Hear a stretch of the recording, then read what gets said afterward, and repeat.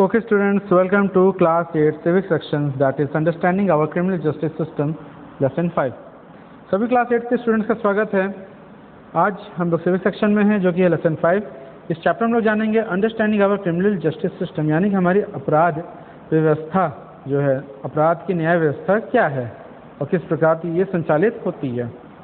इसमें हम लोग स्टूडेंट जानेंगे डिस्ट्रिक्ट एडमिनिस्ट्रेशन यानी जिला प्रशासन, the police and the courts, first information report जिसे हम लोग FIR कहते हैं, role of the public prosecutor यानी गवर्नमेंट वकील की जो सरकारी वकील होते हैं उसका क्या मुख्य रोल है, रोल ऑफ द जज और एक न्यायाधीश का क्या रोल होता है। चलिए आइए जानते हैं। So let's start. District administration, all Indian states are divided into number of district. जितने भी भारतीय राज्य हैं वो कई जिलों में विभाजित किए गए हैं। द कलेक्टर और डिप्टी कमिश्नर और district magistrate is in charge of district administration. जो कलेक्टर होता है या डिप्टी कमिश्नर होता है, डिस्ट्रिक्ट मजिस्ट्रेट होता है, वो उस डिस्ट्रिक्ट का इंचार्ज होता है, इंचार्ज ऑफ डिस्ट्रिक्ट एडमिनिस्ट्रेशन, उस वहाँ के प्रशासन के जिला के प्रशासन का इंचार्ज होता है। At this district level disputes are settled through the district judicial settle. और इस डिस्ट्रिक्ट लेवल पर यानी जिला लेवल पर, जिला स्तर पे जितने भी मतभेद हैं वो जिला न्यायालय में मतलब सुलझाए जाते हैं। Each district has the civil court. हर जिले में एक सिविल कोड होता है which tries the civil case, जहाँ पे लोगों के नागरिकों के केस वगैरह देखे जाते हैं। एंड द क्रिमिनल कोड, और एक आपराधिक न्यायालय होता है विच ट्राइज क्रिमिनल केस, जो आपराधिक न्याय देखता है, जो आपराधिक केस देखता है। केसेस इन्वॉल्विंग प्रॉपर्टी डिस्प्यूट, इन सब केस मुकदमों में, केस को कहा जाता है मुकदमा, ये सब मुकदमे जो होते हैं इसके अंदर प्रॉपर्टी यानी कि वसीयत को लेके डिस्प्यूट, फाइनेंशियल डिस्प्यूट, आर्थिक चीज़ को लेकर के मतभेद are heard in the civil code. आप अक्सर सिविल कोड में सुने होंगे। द केसेस ऑफ थेफ्ट, जैसे चोरी का मुकदमा हुआ, डराने धमकाने का, मर्डर का, असॉल्ट होता है वही डराना धमकाना, मर्डर, हत्या वगैरह, अदर क्रिमिनल, जितने भी बाकी अपराध हैं उसके जो हैं वो आपराधिक न्यायालय में होते हैं, क्रिमिनल कोर्ट्स में होते हैं। The district are divided into circles. District जो होते हैं कई सर्कल में डिवाइड होते हैं। And police administration in circle is headed by the deputy commissioner. The district are divided into circles. District जो है सर्कल में डिवाइड होते हैं। Police administration circle is headed by the deputy commissioner. और police प्रशासन का जो पुलिस प्रशासन जो होती है सर्कल्स में, उसका जो हेड होता है डिप्टी कमिश्नर होता है पुलिस का, या सुपरिटेंडेंट पुलिस होती है वहाँ का, सुपरिटेंडेंट ऑफ पुलिस जिसको SP कहा जाता है, या कमिश्नर ऑफ पुलिस सिटी, मतलब कमिश्नर सिटी कहा जाता है, डिप्टी कमिश्नर सिटी। ठीक है। There are about 10 to 12 police station in a circle. एक सर्कल के अंदर 10 से 12 पुलिस स्टेशन आते हैं जिसको हम लोग थाना कहते हैं, यानी कि एक सर्कल के अंदर 10 से 12 थाना होते हैं। और एक जिले के अंदर कई क्या होते हैं, सर्कल होते हैं। Each thana is under the charge of a police inspector.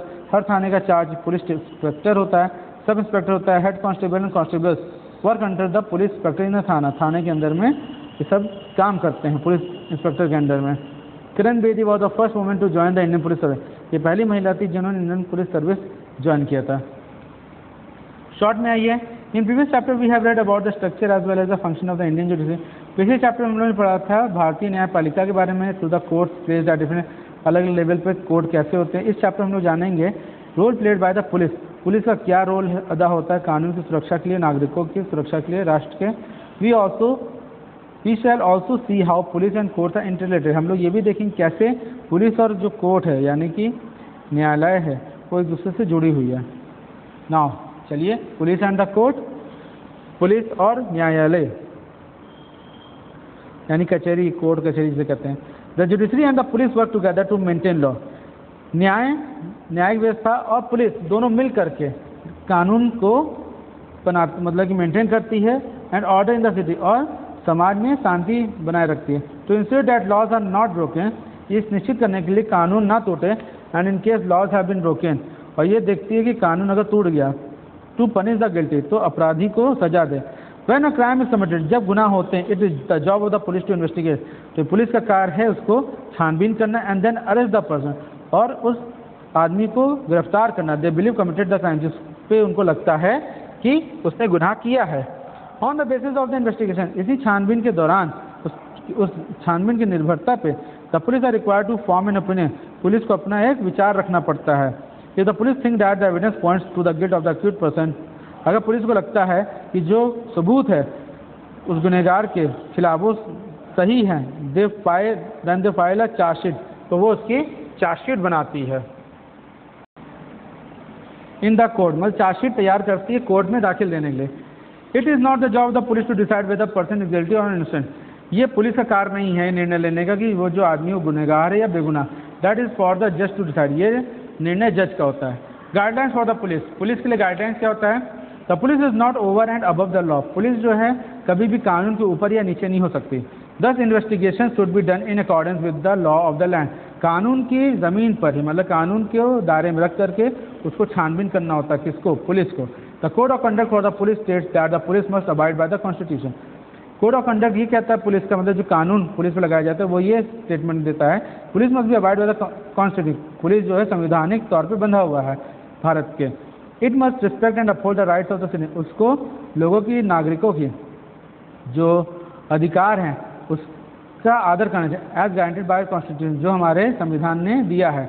Article 22 of the constitution and criminal law guaranteed to every arrested person the following fundamental right, article 22 जो संविधान का है और क्रिमिनल लॉ जो गुनाह का नियम कानून बनाता है वो निश्चित करता है जो भी पर्सन पकड़ा जाए उसको कुछ फंडामेंटल राइट, उसको कुछ मौलिक अधिकार है। The right to be inform at the time of arrest, तो उसको पकड़ा जाए उसको बताया जाए कि उसे गिरफ्तार किया गया है और द ऑफेंस किस गुनाह पे for which the person is being arrested, जिस कारण से उसको गिरफ्तार किया जा रहा है। The right to be presented before a magistrate within 24 hours of arrest, arrest करते ही उसको 24 घंटे के सामने मजिस्ट्रेट 24 घंटे में मजिस्ट्रेट के सामने पेश करना हुआ। The right not to be ill treated, दूसरा अधिकार कि उसके साथ बुरा बर्ताव ना हो या टॉर्चर ना हो अरेस्ट करने के दौरान या कस्टडी में लेने के दौरान। Confession made in police custody can not be used as evidence against the accuse, जो कन्फेशन पुलिस कस्टडी में दिया गया है कैन नॉट बी यूज, उसको सबूत के तौर पे आप उसके क्या कहते हैं उसके खिलाफ नहीं इस्तेमाल कर सकते। A boy under 15 years of age and women can not be called to the police station, 15 वर्ष से कम उम्र का बच्चा हो या महिला हो उसको पुलिस स्टेशन नहीं बुलाया जा सकता है क्वेश्चन करने के लिए। अब हम आते हैं फर्स्ट इन्फॉर्मेशन रिपोर्ट, जिसे FIR भी कहते हैं। First information report FIR is the information recorded by the police officer on duty, police officer जो फर्स्ट इन्फॉर्मेशन रिपोर्ट होता है FIR, ये सूचना होती है जो रिकॉर्ड करती है पुलिस ऑफिसर ड्यूटी के समय। It is lodge by the aggrieve detailing occurrence of crime, ये लॉज किया जाता है जो पूरा डिटेल होता है क्राइम का जो समय घटा।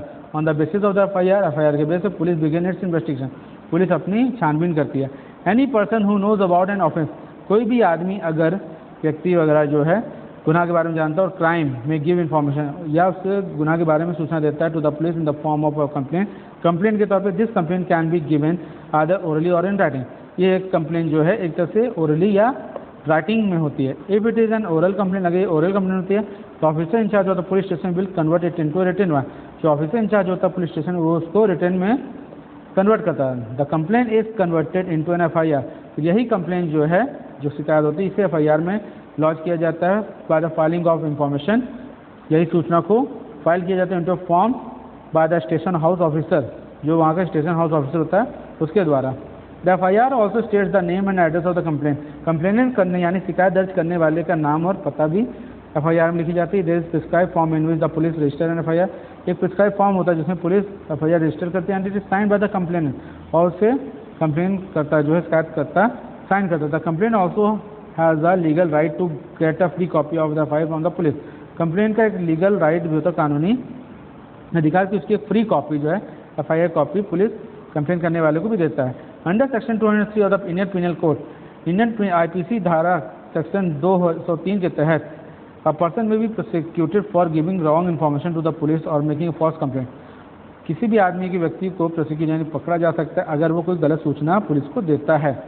Role of the public prosecutor, सरकारी वकील का क्या रोल होता है? The public prosecutor present the case of the complainant and is appointed by the state, जो सरकारी वकील होता है वो शिकायत करता के केस को प्रेजेंट करता है, उसे स्टेट की तरफ से अपॉइंट किया जाता है। Public prosecutor present all the fact, सरकारी वकील जो होता है सारे फैक्ट्स जो है पेश करता है एविडेंस के साथ और विटनेस गवाह के साथ कोर्ट सामने तो prove that the accused to guilty, ये साबित करने की जो गुनहगार है वो गुनाह किया है कि नहीं। The aim of the public prosecutor is to assist the court in discovering the truth, जो मुख्य मुद्दा होता है, लक्ष्य जो होता है सरकारी वकील का, उसको ये कि वो सच को सामने लाए। हिज ड्यूटी इज नॉट मेरी टू कन्विक्ट द अक्यूज्ड, उसका सिर्फ यही मकसद नहीं है कि जो गुनहगार उसको साबित करना, but to place before the court the evidence where it is in favour और against the accused.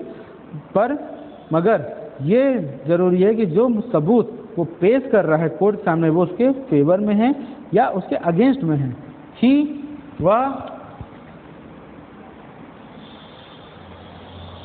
He should leave it to the court to decide upon the evidence, और फिर वो आखिर में कोर्ट के निर्णय पे छोड़ दे उस एविडेंस को, उस मतलब कि जो उसने सबूत पेश किए।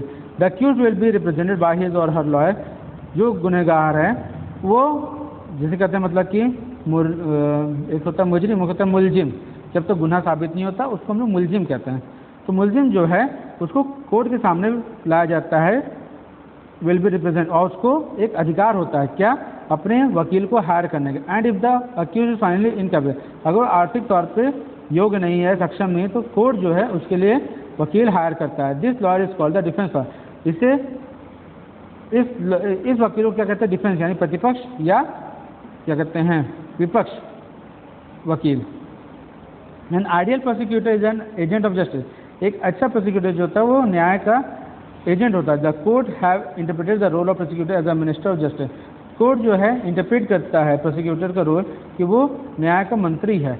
Who should place before the court all evidence, जो कि कोर्ट सामने सारे एविडेंस पेश करे in his position, whether it is in favour, चाहे वो उसके फेवर में या अगेंस्ट के गुनहगार के। रोल ऑफ द जज,